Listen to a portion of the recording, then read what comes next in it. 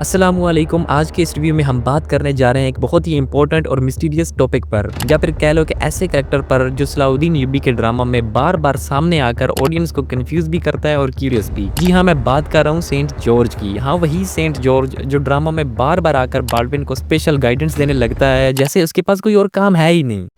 खैर, joke aside, जब मैंने पहली दफा सेंट जॉर्ज को ड्रामा में देखा तो ऑनेस्टली मुझे लगा ये बस फिक्शनल कैरेक्टर है, सिर्फ ड्रामा का थोड़ा मिस्टीरियस और डिवाइन फील देने के लिए ऐड किया गया। लेकिन फिर थोड़ी रिसर्च करने के बाद गेम ही पलट गई। पता चला कि सेंट जॉर्ज सिर्फ ड्रामा का कैरेक्टर ही नहीं बल्कि एक रियल हिस्टोरिकल फिगर पर बेस्ड है। और जब रिसर्च और डीप हुई तो ये भी सामने आया कि सेंट जॉर्ज को हजरत खिजर अलैहिस्सलाम से भी लिंक किया जाता है। मतलब कुछ मजहब के लोग सेंट जॉर्ज को हजरत खिजर अलैहिस्सलाम समझते हैं। ये बात जानकर मैं खुद शॉक हो गया, क्योंकि कुछ बिलीव्स में सेंट जॉर्ज को प्रॉफिट जैसी स्पिरिचुअली पर्सनैलिटी के तौर पर देखा जाता है। अब सवाल ये है कि अगर ये एक हिस्टोरिकल फिगर था तो फिर ड्रामा में ये जिन भूत या रूह बनकर बाल्डविन को क्यों नजर आता है? क्या हिस्ट्री में वाकई ऐसा कुछ हुआ था या फिर सिर्फ ड्रामा का फिक्शनल सीन है जो बाल्डविन को बेस्ट किंग बनाने के लिए ऐड किया गया? साथ ये भी बताऊंगा कि सेंट जॉर्ज असल हिस्ट्री में कौन था, उसे हजरत खिजर अलैहिस्सलाम से क्यों लिंक किया जाता है। और साथ में मैं उस सीन की भी बात करूंगा जो मुझे ड्रामा में बहुत पसंद आया, क्योंकि उस सीन ने तो मुझे सेंट जॉर्ज से भी ज्यादा कंफ्यूज कर दिया था। सब कुछ डिटेल से बात करेंगे, लेकिन उससे पहले वीडियो को लाइक करना और चैनल को सब्सक्राइब करना मत भूलना। तो चलो शुरू करते हैं।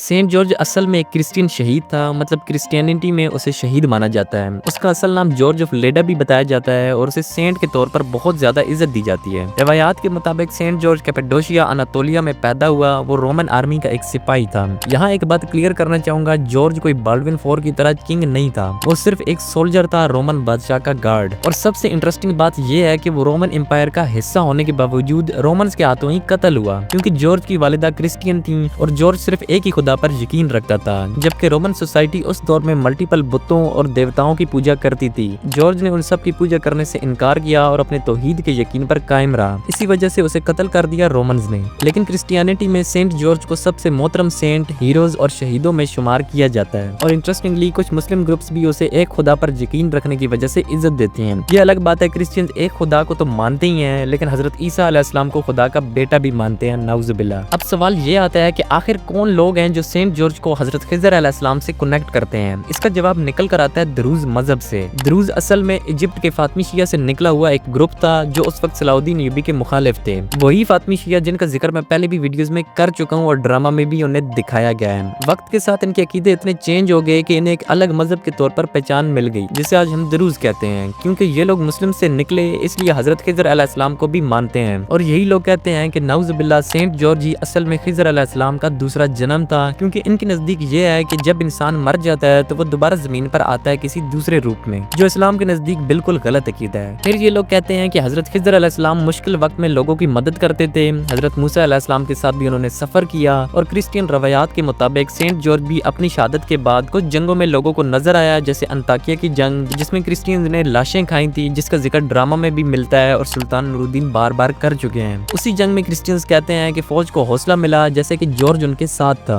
इसीलिए वो ये समझते हैं कि दोनों कैरेक्टर्स मुश्किल वक्त में लोगों पर जाहिर होते हैं और मदद करते हैं। और सिर्फ ये एक रीजन नहीं है, बल्कि इन लोगों के पास कई और बहुत से ऐसे रीजंस हैं जिनसे ये लोग सेंट जॉर्ज को हजरत खिजर अलैहिस्सलाम से मिला देते हैं। अब ये बात मैं नहीं कह रहा, ये बात द्रूज मजहब वाले समझते हैं। मेरा काम आपको सिर्फ ये बताना है कि ड्रामा में सेंट जॉर्ज दिखाया जा रहा है, ये असल में कौन है और ये रूह की तरह बाल्डविन को नजर क्यों आता है। और एक और रीजन जो द्रूज वाले मानते हैं कि हजरत खिजर अलैहिस्सलाम को हमेशा जिंदा माना जाता है, जबकि सेंट जॉर्ज शहीद हुआ, लेकिन क्रिश्चियन बिलीफ के मुताबिक उसकी रूहानी मौजूदगी कायम रही। और इसी बिलीफ को उठाकर ड्रामा में भी ऐड कर दिया गया कि सेंट जॉर्ज रूह की शक्ल में बाल्डविन को नजर आता है, क्योंकि क्रिश्चियंस लोग यही कहते हैं कि सेंट जॉर्ज उन्हें मरने के बाद भी नजर आता था। लेकिन यहाँ एक बात बिल्कुल क्लियर है, हिस्ट्री में ऐसा बिल्कुल नहीं हुआ। ना बाल्डविन को सेंट जॉर्ज नजर आता था या उसकी वजह से बाल्डविन बेस्ट किंग बना, और ना ही सेंट जॉर्ज ने उसे कभी जेल से छुड़वाया या निकलवाने की कोशिश की। मतलब क्रिश्चियन लोग तो ये कहते हैं कि अंताकिया की जंग में सेंट जॉर्ज उन्हें नजर आया, लेकिन बाल्डविन ने हिस्ट्री में ऐसा कुछ भी नहीं कहा और ना उसे नजर आता था। बाल्डविन और सेंट जॉर्ज के सीन्स पूरी तरह फिक्शनल हैं। और रही बात लॉर्ड गाय की, असल हिस्ट्री में लॉर्ड गाय ने कभी बाल्डविन को किडनैप नहीं किया और ऑनेस्टली उसकी इतनी हिम्मत भी नहीं थी।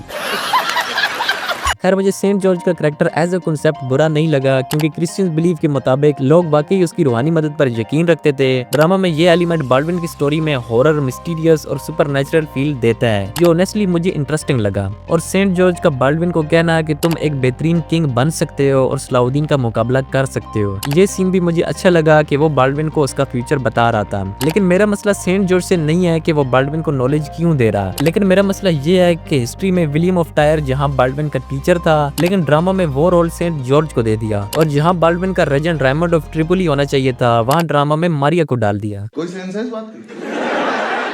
खैर यार, इस एपिसोड में एक ऐसा सीन था जो ऑनेस्टली मुझे बहुत ज्यादा पसंद आया। जब रेनाल्ड ऑफ चेटिलोन के सिपाही उसको छुड़ाने की प्लानिंग कर रहे होते हैं और उस प्लानिंग में अलीसा भी उनका साथ देता हुआ नजर आता है। सच बताऊं तो पहली दफा मुझे यही लगा कि पक्का अलीसा गद्दारी करने वाला है सिर्फ पैसों के लिए, और ऑनेस्टली ये डाउट बिल्कुल वैलिड था, क्योंकि हम सब जानते हैं कि सलाउद्दीन से पहले अलीसा कितने मजे से गुलामों की तिजारत करता था और उससे बहुत पैसा कमाता था। लेकिन फिर सलाउद्दीन ये भी वजीर बनते ही पूरा बिजनेस बंद करवा देते हैं। अब ऐसे में नेचुरली ये फीलिंग आती है कि कहीं ना कहीं अलीसा के दिल में लालच फिर से जाग न जाए, क्योंकि पैसा वो चीज है जो खूनी रिश्तों को भी दुश्मन बना देता है। खैर सीन आगे चलता है, टेंशन बिल्ड होती है और सलाउद्दीन का बेस्ट तीर अंदाज भी मर जाता है। यहाँ तो मैंने कहा यार अलीसा ने बहुत बुरा कर दिया और सलाउद्दीन को बहुत बड़ा धोखा दिया। और फिर जिस तरह इमोशनल बैकग्राउंड म्यूजिक सीन में यूज किया गया, मुझे तो यकीन हो गया कि शायद अब सलाउद्दीन का एक और सिपाही भी दुनिया से चल बसा। सिर्फ मुझे ही नहीं बल्कि आप लोगों को भी ऐसा ही लगा होगा कि वाकई वो शहीद हो चुका है। लेकिन फिर सीन आगे बढ़ता है और यहाँ आता है रियल ट्विस्ट। पता चलता है कि ये तो सलाउद्दीन यूबी की पूरी प्लानिंग थी।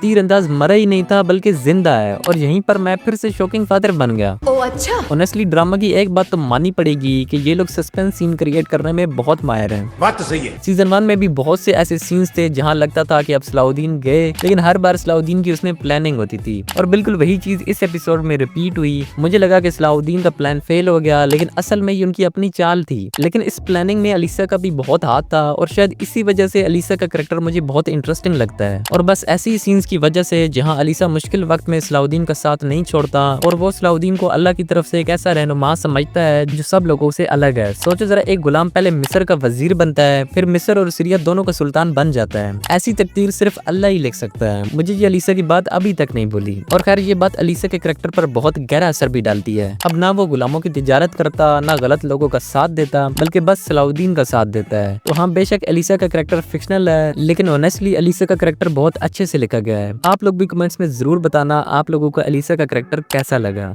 मैं नहीं बताऊंगा।